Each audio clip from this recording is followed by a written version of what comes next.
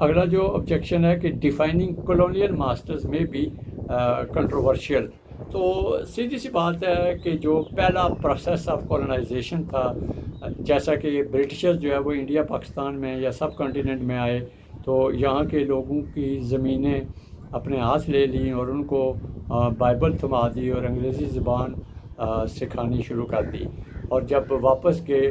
تو جو زمینیں تھیں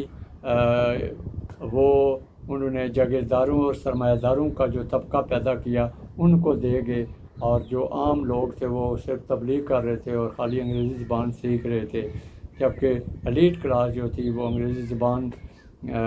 کی جو تعلیم باہر سے حاصل کر کے یہاں ایکٹیو آ کے بن جاتے، اور اس طرح جو کنٹرول اینڈ کمانڈ سسٹم ہے. تو اس طرح یعنی کہ جو کولونیل ماسٹرز ہیں وہ پہل تو اشرافیہ کی شکل میں یا ایگزیکٹو کلاس کی شکل میں، ایلیٹ کلاس کی شکل میں، رولنگ ایلیٹ کی شکل میں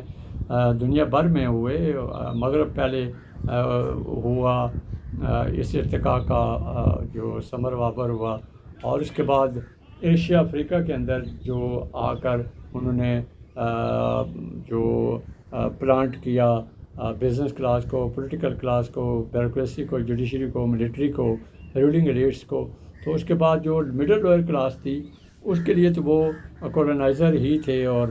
ان کے لیے تو وہ استحصال یہ والے تھے انٹل کہ ایشیا افریقہ میں بھی اور مڈل لوئر کلاسز کو بھی انٹیگریٹ کر کے ایلیٹ لیول پر نہ لایا جائے اور سماجی امواری کا باعث نہ بنا جائے، اور بین الاقوامی تھیوریز کے تھرو ان کو ایکسپلائٹ نہ کیا جائے، بلکہ سوسائٹی ایکول ہو. تب ہم